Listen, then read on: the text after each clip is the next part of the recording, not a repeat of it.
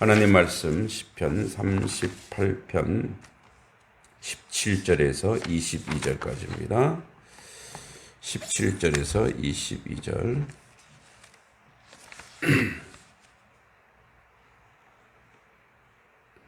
같이 한번 읽어보겠습니다. 17절에서 22절 내가 넘어지게 되었고 나의 근심이 항상 내 앞에 있사오니 내 죄악을 아뢰고 내 죄를 슬퍼함이니이다. 내 원수가 활발하며 강하고 부당하게 나를 미워하는 자가 많으며 또 악으로 선을 대신하는 자들이 내가 선을 따른다는 것 때문에 나를 대적하나이다. 여호와여 나를 버리지 마소서. 나의 하나님이여 나를 멀리하지 마소서. 속히 나를 도우소서. 주 나의 구원이시여. 아멘. 네, 앞에서 이제 과거 친밀하고 가까웠던 친인척들, 그런 사람들에게 비웃음거리가 된 비참한 신경을 토로했고 17절부터 22절까지는 다윗 자신의 죄를 시인하는 내용과 무자비하게 자신을 대적하는 원수들의 행포에 대해 절규하는 내용, 그리고 하나님을 향해 용서를 구하는 간구로 이어집니다. 다윗이 먼저 자신이 넘어지게 되었다는 사실과 더불어 항상 근심 가운데 있음을 고백합니다. 다윗은 하나님께 현재 자신의 처한 파멸 직전의 상황과 근심으로 짓눌린 비참한 형편을 아뢰며 하나님의 긍휼과 자비를 구하고 있습니다. 그러니까 이러한 고백을 할 수 있었던 것은 긍휼이 풍성하신 하나님의 성품을 굳게 신뢰하고 있었기 때문입니다. 다윗은 여호와께서 당신의 백성이 이러한 공경에 처해 있는 것을 보시고 그냥 넘어가실 분이 아니다 라고 하나님을 믿는 굳은 믿음이 있었던 거죠. 여기 보면 이제 어순이 좀 보면 내가에 해당하는 아니가 이 동사 앞에 위치했습니다. 그러니까 이 같은 배치는 비참한 형편에 처한 다윗 자신을 강조하기 위함입니다. 내가 넘어지게 되었다라고 얘기합니다. 그러니까 이런 비참한 처지에 놓여 있는 그 사람이 바로 하나님의 종이다. 하나님의 백성입니다. 라고 강조하기에 있습니다. 뭐 이런 표현이죠. 아들이 넘어졌는데 하나님 아버지가 가만히 보시겠습니까? 하나님의 긍휼을 요구하는 거죠. 여기서 또 넘어지게 되었고에 해당하는 레첼 낳은 나콘이 상징하는 바는 파멸에 이르게 되었다 이런 뜻입니다. 파산하다, 파멸하다. 다윗이 직면한 파멸의 상황은 구체적으로 어떤 것인지 알 수 없지만 아주 최악의 상황에 있다는 것은 틀림이 없는 사실입니다. 그 결과 근심이 항상 다윗을 계속해서 지배하고 있다는 사실입니다. 여기 항상 있사온이라는 타미드는 계속 일시적인 게 아니라 지속적 고통, 지속적으로 고통받고 있는 상황. 우리가 육체적인 고통을 당해도 계속 그 고통이 오면은 얼마나 절망스럽고 얼마나 견디기 힘들겠습니까? 그러니까 그런 고통이 이 몸에 계속 있다는 거죠. 또 18절에 내 죄악을 아뢰고 내 죄를 슬퍼합니다. 그러니까 자신의 죄를 하나님께 겸허하게 고했습니다. 오늘 말씀 제목을 고백이라고 했는데 정직하게 고백하는 거죠.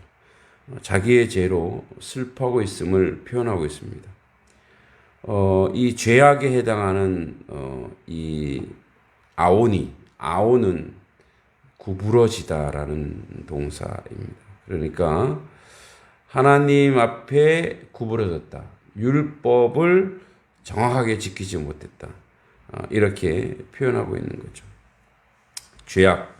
이 죄악은 메아티티는 원형 하티트라고 하는데 표적에서 벗어나다 이런 뜻이죠.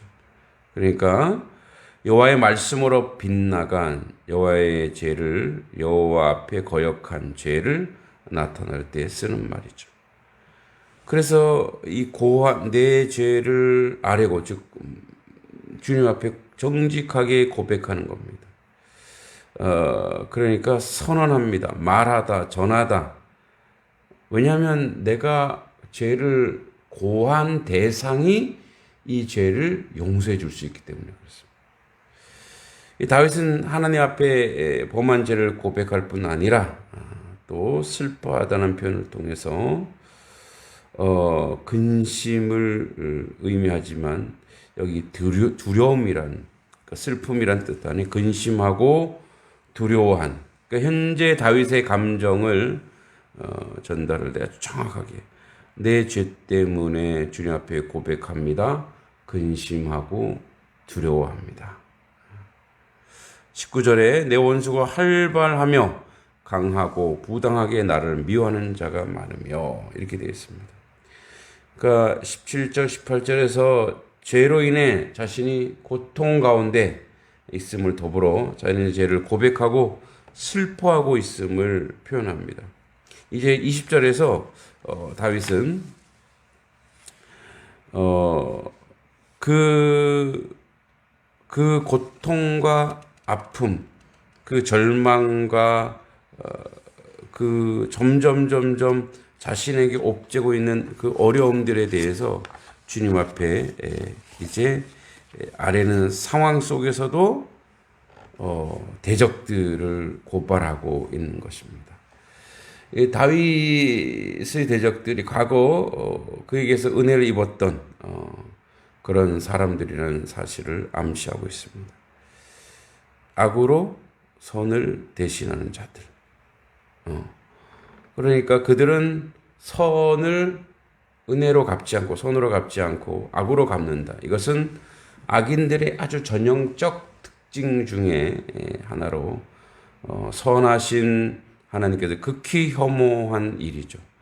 다윗은 이러한 사실이 다윗 자신의 문제를 의로우신 여호와께 호소할 수 있는 하나의 근거가 된 거죠.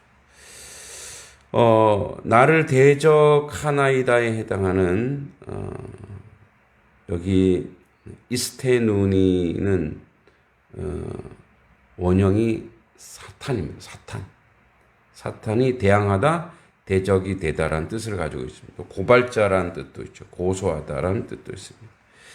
그러니까 그들이 다윗을 대적하는 이유는 뭐냐면 그들이 다윗을 대적하는 이유는 터무니없게 다윗의 선을 추구하기 때문이다라는 거죠. 다윗이 이러한 사실을 밝히는 것은 이들이 단순히 그 다윗 자신만의 대적이 아니라 궁극적으로 공의로우신 하나님을 대적하고 있다. 그러니까 내가 하나님 앞에 하나님 백성으로 선을 행하는데 이 선을 행하는 것에 대해서 대적하고 내가 선으로 그들에게 됐는데 그들이 악으로 갚은 것은 바로 하나님과 원수다라고 하는 그런 표현이 여기 20절에 있죠. 21절에 그래서 여호와여 나를 버리지 마소서 나의 하나님이여 나를 멀리하지 마소서. 그러니까 이제 앞에서 보면 19절 20절에 자신의 원수들에게 초점을 맞췄다면 다윗은 이제 21절 22절에서는 여호와의 도우심을 최종적으로 간구합니다. 다시 한번 도와주십시오. 마지막에도 간절히 하나님을 찾고 있죠. 그래서 1절에도 그렇죠. 주의 노하심으로 나를 책망하지 마시고 주의 분노하심으로 나를 징계하지 마소서. 이제 마지막 21, 22절에도 여호와여 나를 버리지 마소서. 나를 도우소서. 나의 구원이시여. 속히 빠르게 나를 도와달라고 고백하고 있죠. 그러니까 이 표현과 이 내용에서 느껴지는 것은 이제 처음과 끝이 똑같은 것은 이제 수미상관이라고 하는데 이 시에서 내용이 뭐냐면 주님 나를 살려주세요라고 얘기하고 있죠. 그러니까 나를 버리지 마소서 이 버리다가 가진 뜻을 가진 아자부는 이제 부정어 알과 함께 쓰인 간곡한 부정적 소원입니다. 너무너무 힘들고 극심하니 하나님 나를 버리지 마소서.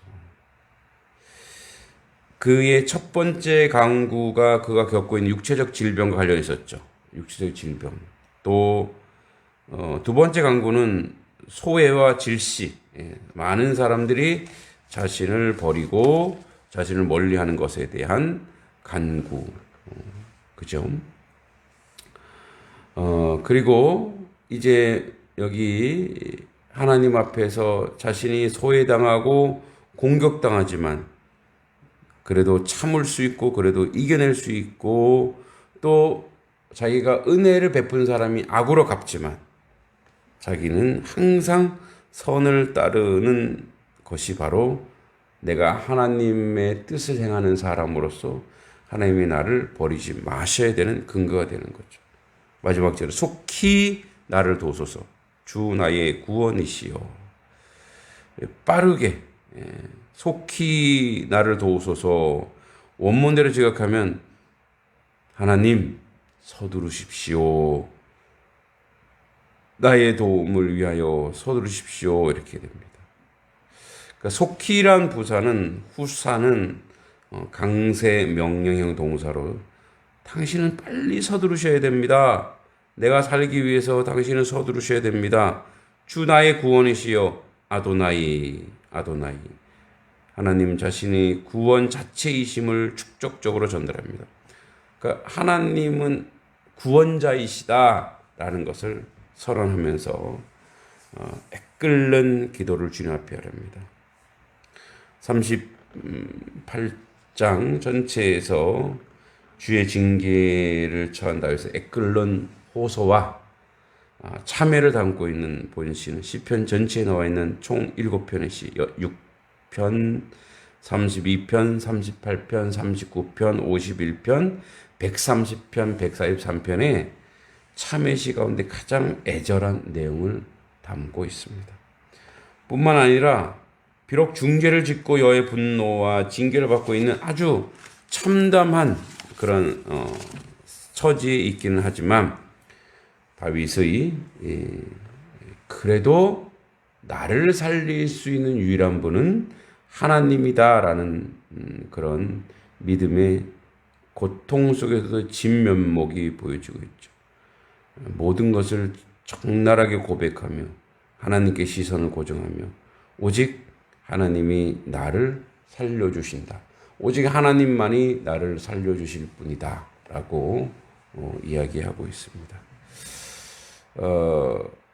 군인 시절에 이제 군대에서 좀 시간이 돼서 책을 좀 많이 보게 됐는데 기독교 고전을 읽게 됐죠. 그래서 어거스틴의 참회록이라고 하는 그런 책을 보면서 믿음이 없던 시절이었죠. 그렇게 그렇게 그 책을 보면서 그런 느낌을 가진 적이 있어요. 참 잘못도 많이 끄집어낸다. 그러니까 되게 사소한 것들도 뭐 기도하지 않은 것도 잘못이고 행동을 똑바로 하지 않은 것도 잘못이고, 그러니까 우리가 보통 잘못했다고 했을 때 어떤 그 행동과 요인이 이렇게 탁 그게 드러나야 되는 도덕과 윤리적인 기준에서 이제 저는 봤을 때 와, 잘못도 이렇게 많을 수 있겠구나. 아주 사소한 감정과 생각과 내용이 다 잘못이구나. 그때는 그렇게 했는데 지금 생각해 보면 그런 것이 쌓여서 실제 행동으로 나오게 된다는 거죠. 그래서 고백이 참 중요합니다. 하나님 앞에 내가 죄 사함 받았다고 해서 끝나는 것이 아니라 항상 우리는 우리의 죄를 아뢰어 우리의 영혼이 정결함을 유지하고 거룩함을 유지하여서 하나님 앞에 온전한 하나님의 백성으로 또 세워지고 만들어지는 자리로 나아가야 되지 않을까, 그런 생각을 하게 됩니다. 우리 같이 한번 기도합니다.